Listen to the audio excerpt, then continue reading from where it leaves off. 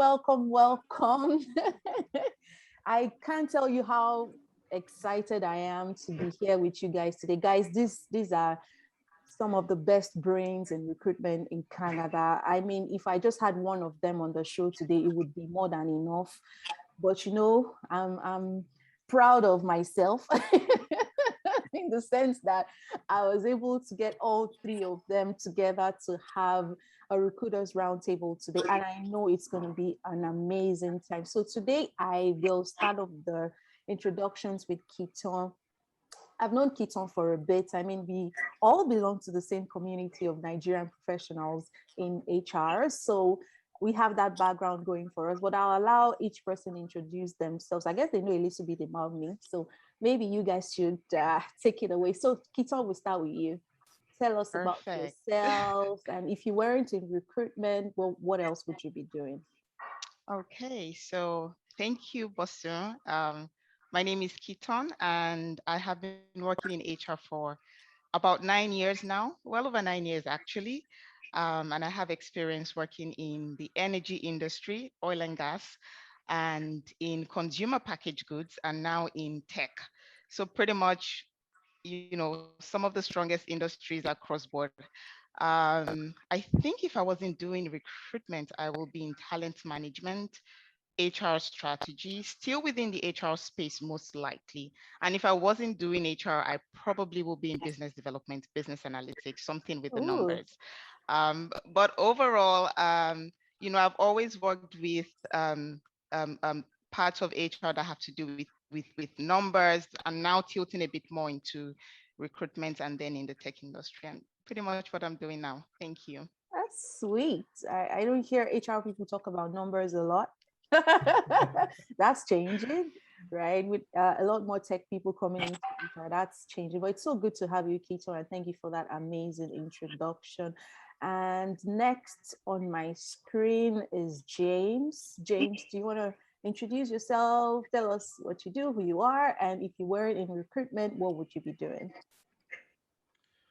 Oh, thanks a lot, Bosom. Really, thanks for having me here. And really, you're doing a great job, I must say.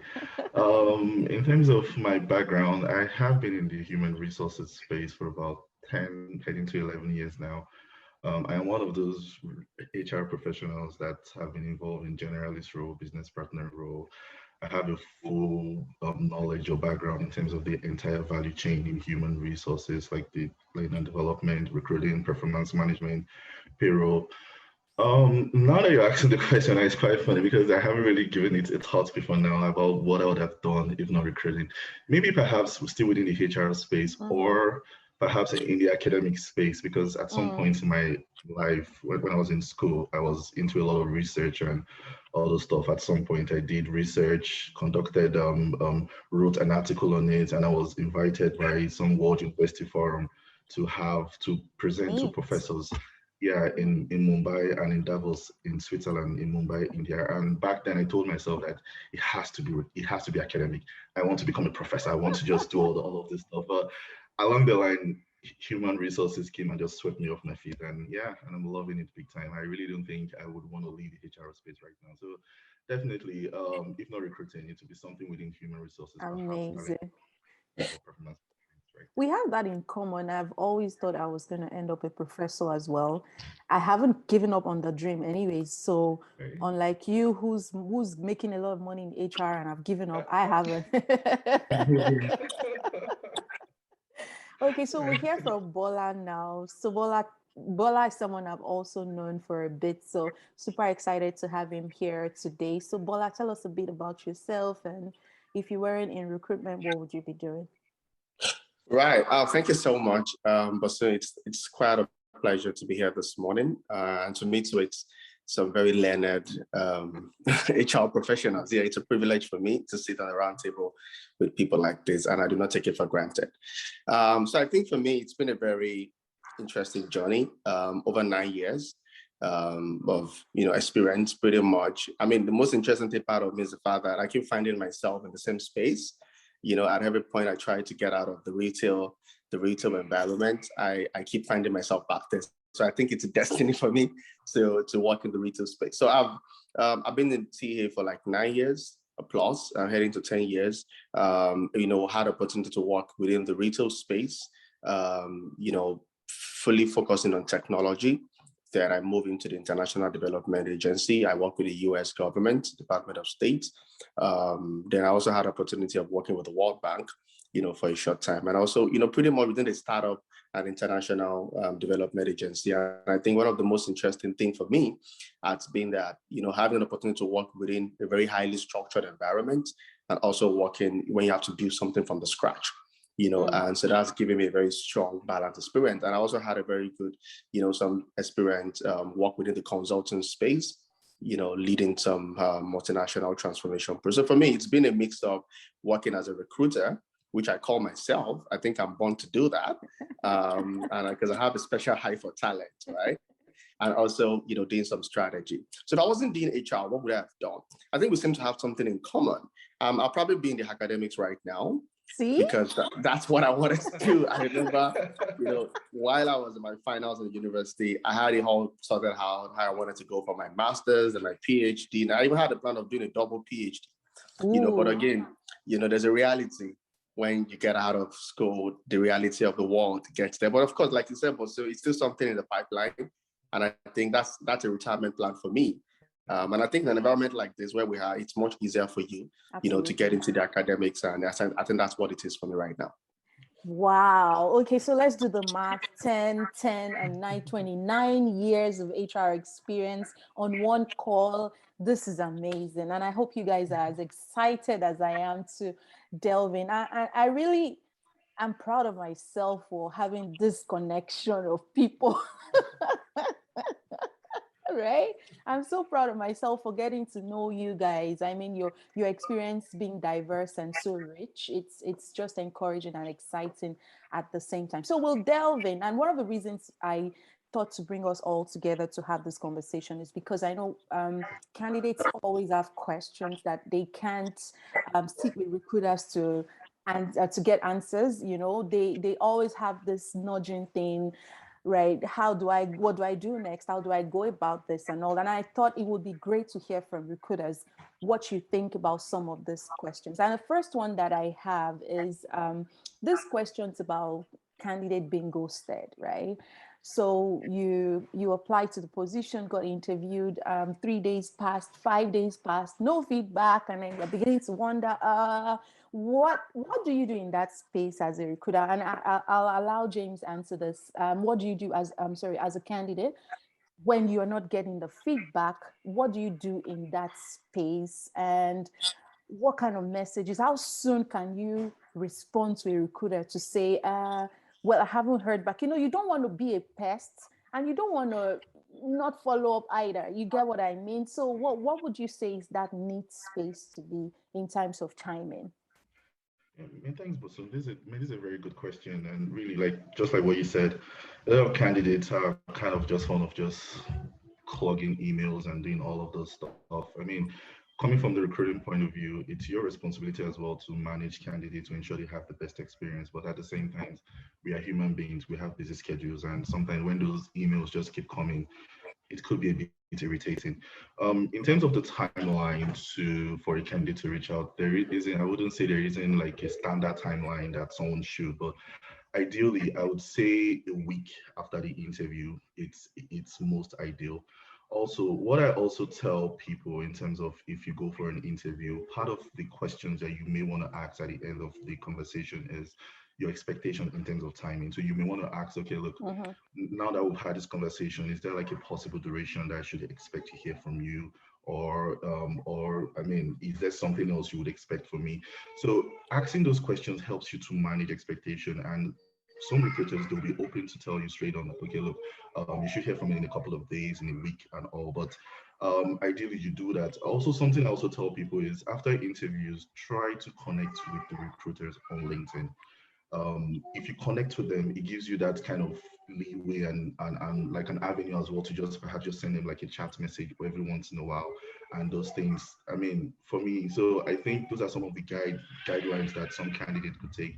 A week isn't bad, but a week is fair. But try as much as possible not to bug recruiters. It sometimes could get irritating, I would say. Amazing, amazing. So we'll go to the next question.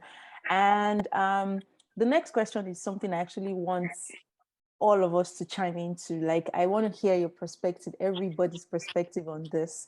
And the question is about, what are some common mistakes that you see candidates make?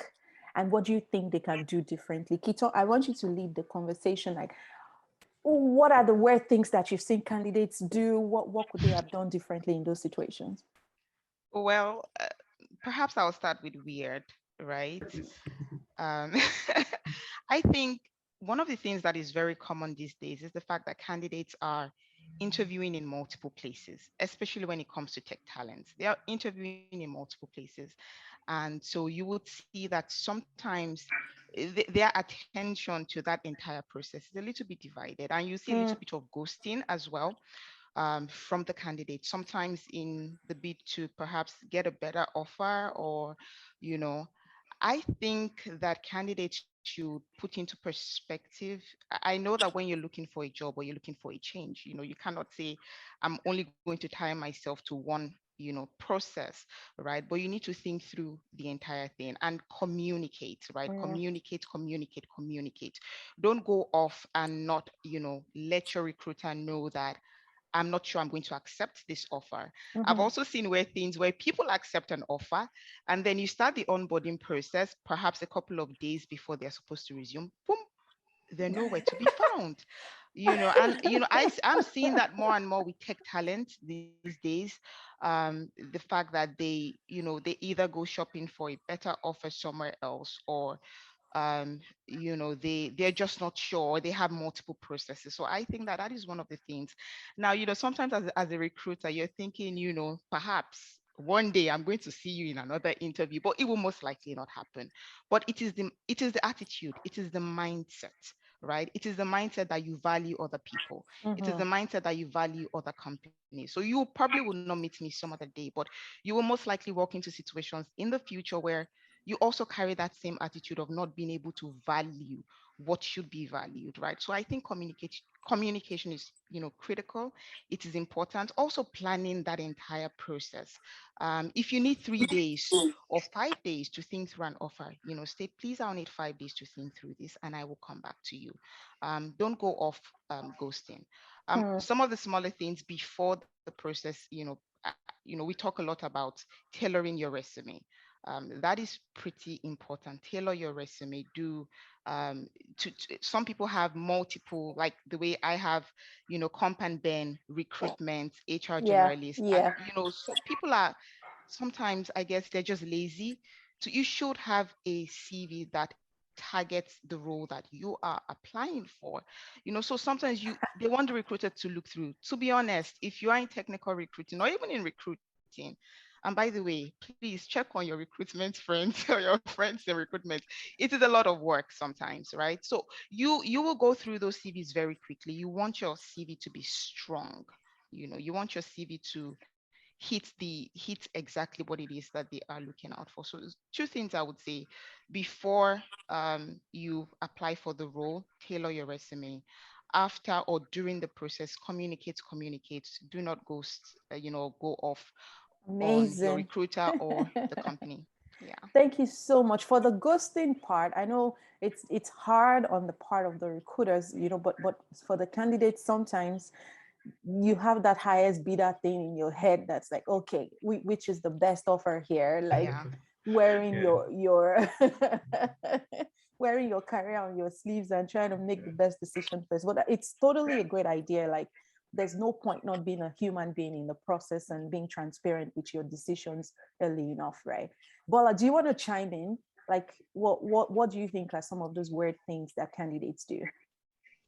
Well, I mean, typically for me, I've seen some of the wildest thing even lately. So I'm going to share a very good example. So I don't want to understand why you want to start a recruitment process when you definitely know you're not passionate about Mm, the brand, or you're not passionate about the organization or the product itself, right? So a similar one I had was a candidate went on to the process up to like the final level.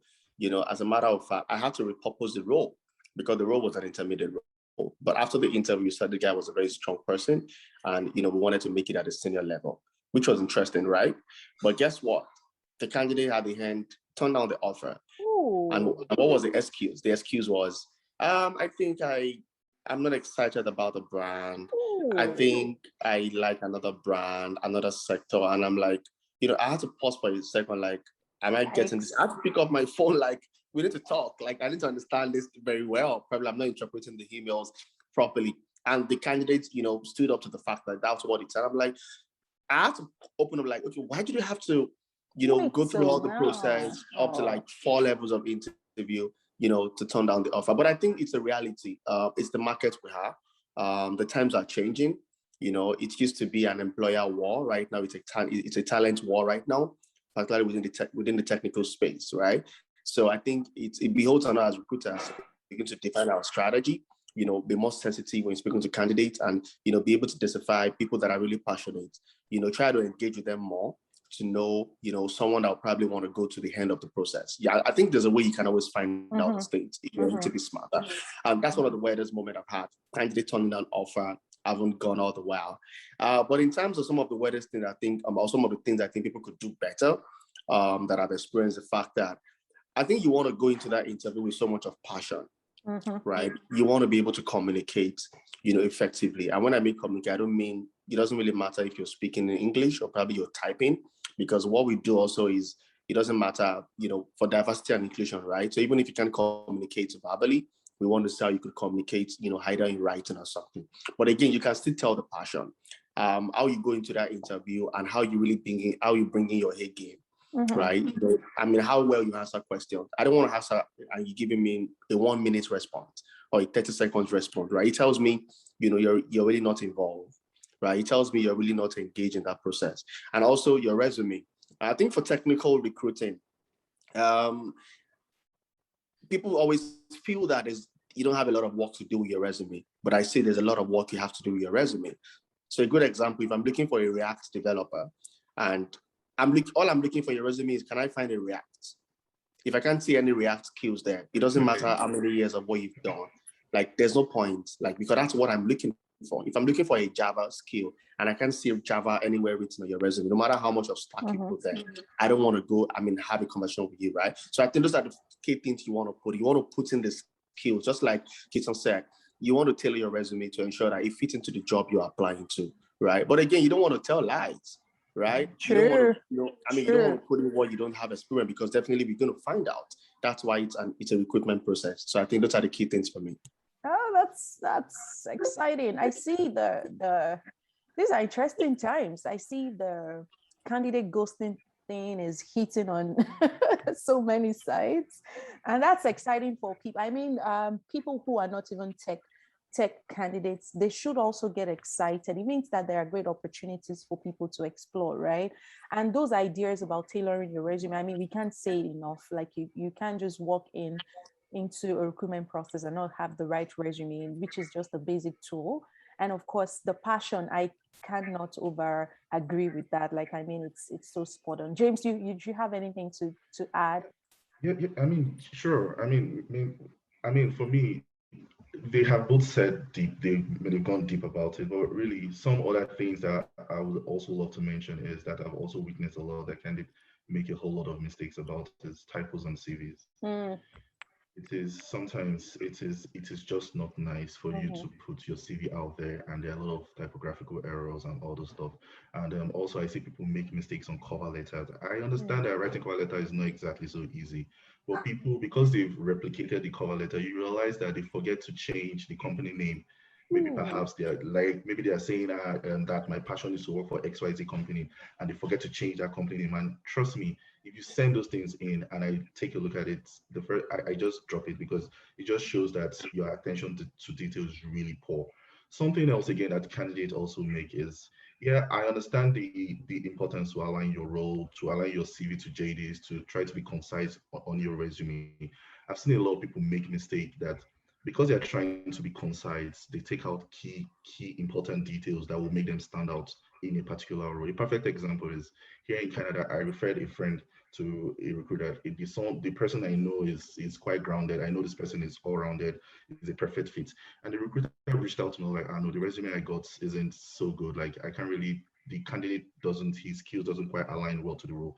And then I was like, I know this person, he's done XYZ thing, and for the things you're telling me that he doesn't have, I am quite sure. And I asked the recruiter to send me the CV, which he did, and I went through it, and I was like, you can't just, because you're trying to limit your resume to a one pager, to a two pager, and just take out key information. Yes, 6, 7, 10 pages, it's It's quite also excessive. Yeah. exactly, but you also try to want to keep those things that will make you stand out on the role, and it's also really important. Something else again that candidates also make, this is when you come to an interview, is not being bubbly enough, not Mm. smile enough. People have straight face. I mean, interviewing, yes, I am trying to, from the recruiting point of view, I'm trying to identify your competencies and your best fit and all those stuff. And I understand that nerves is flying everywhere, you're tense, but try to keep a smiley face. It makes the interaction better. It makes the recruiter connect to you more. Be bubbly and have those things. And so that I won't just keep talking and all. And the last one that I think comes to mind right now is people in the quest of searching for a lot of jobs, right? They tend to lose out in terms of how they track their application.